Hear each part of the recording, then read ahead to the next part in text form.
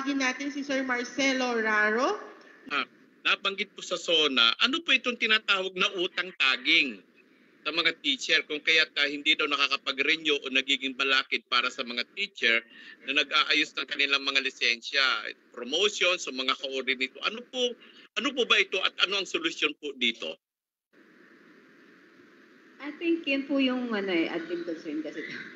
Ito po yung tungkol sa, sabihin na natin pong advantage ng isang teacher na napakadali pong maghanap ng mautangan na institusyon, bangko, ang mga gurong katulad namin. No? Ako po ay anak ng isang teacher. Nakatapos po ako ng pag-aaral, nakautang din ng nanay ko. At yun, pinagmamalaki ko po yun. No? Kasi kung hindi ganun po ay hindi kami naman makakapagtapos ng maayos at sa Maynila kami pareho, mga kapatid ko sa Maynila kami nag-aral dahil din ang gusto ng aming nanay na guro. Hindi naman po nagiging, just to clarify, hindi po nagiging reason yon para hindi ma-promote ang isang teacher o makapag-renew ng kanyang lisensya. Hindi po yung nagiging dahilan, no? Siguro lang yung limitation lang ng kakayanan niya, capacity niya, ng pagbili ng mga personal niyang pangangailangan at ng kanyang pamilya. Yun po siguro yung mga medyo may limitation.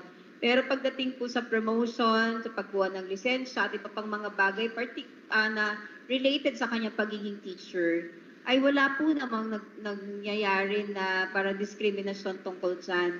We believe in equal opportunity principle po in the workplace. At lahat po, anuman ang estado ng kanyang ekonomiya ng kanilang pamilya ay hindi po nagkakaroon ng dahilan para para pagkaitan po siya ng ganong opportunity para mag-advance sa kanyang posisyon sa Department of Education.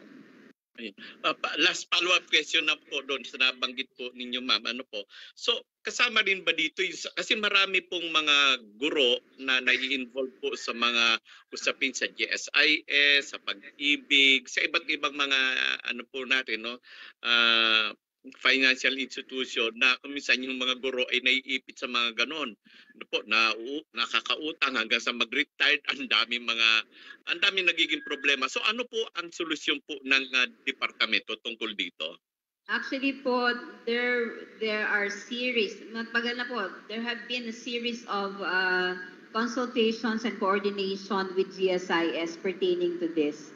So marami na pong inaayos tungkol dito ang GSIS at ang Department of Education para po masolusyonan nga po itong long time problem na to. Matagal na po itong, sabi nga parang problema. Hindi ko rin po alam kung problema dahil sabi ko nga sa inyo nakatapos po ako dahil dyan No, kasama po ako, nanay ko na nangungutang sa PPSTA, sa Manila Teachers, kasama po ako ng nanay ko pag nangungutang siya ng Sabado.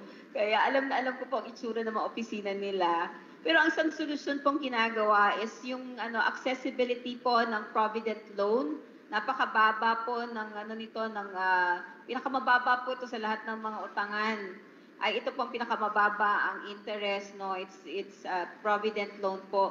Mas accessible na po ngayon yan sa mga kasama nating guro. Ganun din po, mas malaki na po yung pwede nilang utangin na hindi kailangang dumaan sa napakaraming mag-a-approve.